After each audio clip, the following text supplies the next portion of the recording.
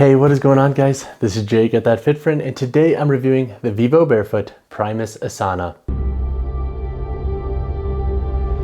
So 3 pros that I have with the Primus Asana is number 1, if you have been on the market for a shoe that you can wear in more formal settings and more casually, but then also wear to the gym for some casual training, I like the Primus Asana for that ask. So with this model, you have a classier and more refined appearance up top. It's designed for more summer wear, and honestly, I feel like it works for like 3 seasons, so spring, summer, and fall, with a lot of different outfits, so I like that with the shoe, but it also does a pretty good job for lifting and training. You can take out the insole and the internal portion of the shoe is finished, so if you want to use it for more static strength work, this model works really well. It's not the best for versatile training, and I'll talk on that, but as a dual functionality barefoot shoe for daily wear and training, I feel like this model ticks the box pretty well. The second pro that I have with this shoe is its upper construction. So we have a blend of wild hide leather upper and Woolmark merino wool. So these 2 features of this model basically are the wool here with these leather overlays,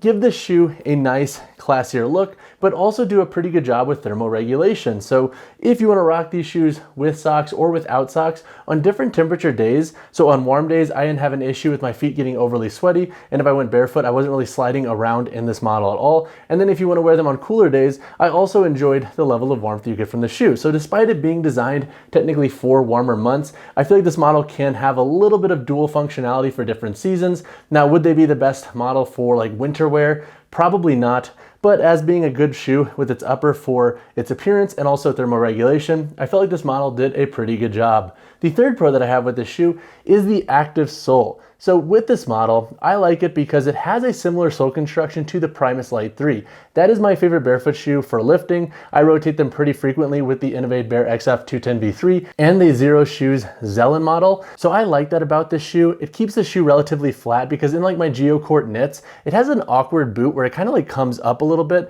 with that booty style construction. So I like that this model has used a similar sole construction to the Primus Lite III. And if you have ever used the Primus Lite III, I think you'll enjoy this about this model. The outsole does have an okay amount of traction, so if you want to wear these for like commuting to work and then wear them to the gym, you should be plenty fine with this model's outsole. But now let's talk about a few cons that I have with the Primus Asana. So 3 cons that I have with the Vivobarefoot Primus Asana is number 1, you're going to be a little bit limited with the shoe's functionality. Now, I like the dual functionality of this shoe for daily wear and some casual training, but as you get more specific within those realms, the shoe will start to fall off. So for example, for daily wear, this shoe is not going to be your best bet for winter wear. It's not really designed for that. And also, if it's raining or damp outside, I would say also steer clear of this model. Because we have a wool and leather upper, I would say that could be an issue for long-term durability with the shoe if you're wearing them out and about and it's raining, or if it's just super nasty outside. When it comes to training,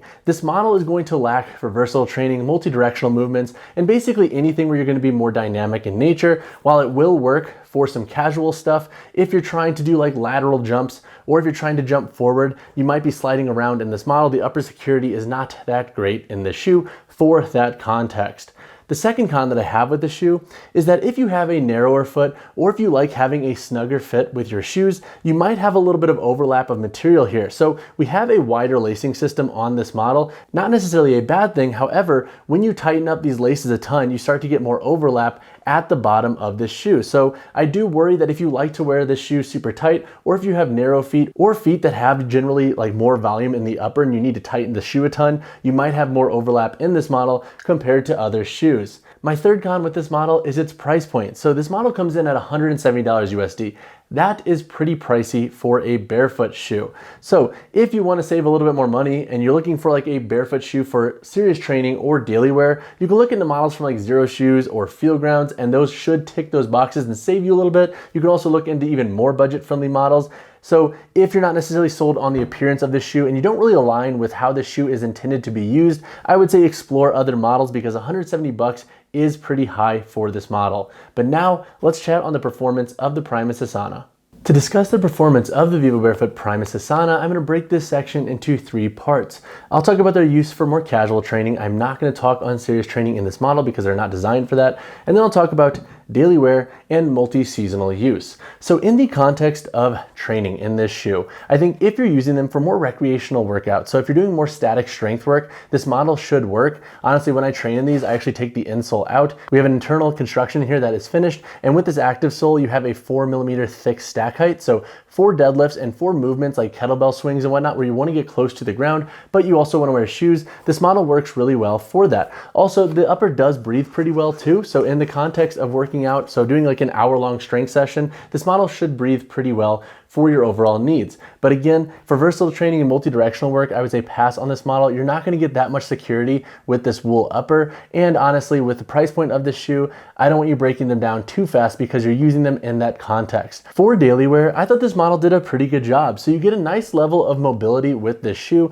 and if you want to take out that insole, you can get even closer to the ground. So it does give you a little bit of variety there with the overall ground feedback and feel you get with this model. And with that active sole construction, you do get an okay amount of tread. So if you want to wear these, for example, on your commute and whatnot, you should have enough tread in this model to not be sliding around all over the place. Plus, with the upper in this shoe, it's easy to slip on and off, and it looks pretty good too. So if you're wearing pants, if you're wearing shorts, if you're wearing these in a business casual setting, honestly, I feel like this model will work pretty well. Both colorways for this shoe, and I'm hoping that they roll out more, look pretty good. So for daily wear, when it comes to walking, standing, and just based on their overall appearance, I like the Primus Asana and what they deliver. Plus, I do like the sole construction better in this model compared to something like the Geo Court knit, which I already discussed in my pros section. When it comes to multi-seasonal use, this model is technically designed for warmer months. However, with the wool in the shoe and with the leather overlays, I do feel like you get a little bit more range with the shoe compared to like full-on mesh or knit models. So with the shoe, I think if you want to wear them for the spring, fall, and summer, they should work pretty well. When rocking these, for example, on like 45-degree days, sockless, you get enough warmth to kind of get by, so I don't think they're going to breathe too much to where your feet are going to be freezing on days in that context. Now, they're not going to be the best for winter wear. However, if you want to use them for like spring, summer, fall, they should be a decent 3-season shoe, and a lot of that can depend on the sock and the thickness you're using with that sock, so something to consider with the shoe. But even on like 45, 50-degree days, if I go sockless in this model, my feet stay warm enough, so I enjoy that about this shoe, and giving me the variety of wanting to wear socks or go without socks in this model. Overall though, I do like the Vivobarefoot Primus Asana. Honestly, I was a little bit skeptical of them at first, especially based on their price point, but I have started to like them more than something like the Geo Court knit, and that's for a variety of reasons. So when it comes to the price of the Vivobarefoot Primus Asana, you can expect to pay $170 USD, and that is pretty pricey. That's literally more expensive than my insurance payment every month. So I think if that price point gives you pause, definitely shop around and look into other models from different companies that will match your needs and asks a little bit better and fit your budget better. But if you are looking into this shoe and the price point doesn't necessarily bother you and they fit your needs and wants, honestly, I like this model. Also, I would say shop around for coupons. That's what I did before investing in this model. And if you're worried about long-term durability with the sole, generally Vivobarefoot is pretty good about replacing that if it breaks down super fast or if you notice like your tread patterning is wearing down really quickly. So some food for thought there. Definitely don't break the bank for this shoe, but if you do want to invest in them, look for coupons. And also do note that Vivobarefoot's pretty good about replacing soles if they break down too fast or if like the upper, for example, has a malfunction. All right, so now let's answer the question, who should invest in the Vivobarefoot Primus Asana? Honestly, I'm a big 50-50 on this shoe. I think if you're in the camp of person who wants a barefoot shoe for daily wear in the spring, summer, and fall that you can also wear for walking and for some casual training, this option could be a good bet to explore. Plus, if you like the appearance and booty style constructions, I do think this model will really resonate with your overall wants and needs. But that being said, at a price point of $170 USD, this is not a shoe I would break the bank for. And honestly, you can find other budget-friendly barefoot shoes that will likely match your wants and needs the same as this model. So this model, while I like it, isn't necessarily worth breaking the bank for. And if you are going to invest in this shoe, I would suggest looking around for coupons. That's what I did. It helped kind of take the edge off of that $170 price point. So overall, it's a good shoe again, but I'm a little bit hesitant to recommend it for everyone because $170 is pretty dang expensive. So when it comes to sizing in the Vivobarefoot Primus Asana, most folks should be safe going true to size in this model. However, I have a lot of sizing thoughts on this shoe, and that's similar with a lot of Vivobarefoot shoes. Honestly, the sizing of their models is the bane of my existence. Drop a comment down below if you ever do have questions on their sizing, or check out their tool. It is pretty useful on their site. But that being said, this model does not have half sizes except for 12.5, which is really random. But if you're a half size in this shoe and you generally have room at the end of your toe box, size down. This model runs a little bit long, and if you generally have room, and let's say like you're a 9.5 and you go up to a 10, I worry that you're gonna have way too much room in this model. Now, if you're a half size and you're often a little bit cramped in your normal shoes toe box, go up a half size. So if you're a 9.5, go up to a 10. That will like play it safe and hedge your bets on this model than running too snug if you went down. So if you're a half size, definitely use those recommendations. If you're a normal true size, I think you should be safe going true to size in this model. I don't think you should have to size down a full size because it doesn't necessarily run that long. However, I do have a little bit of room in this and I'm a true size 10. So just food for thought there. The sizing can be a huge pain, and drop a comment down below if you have additional questions on this model's sizing.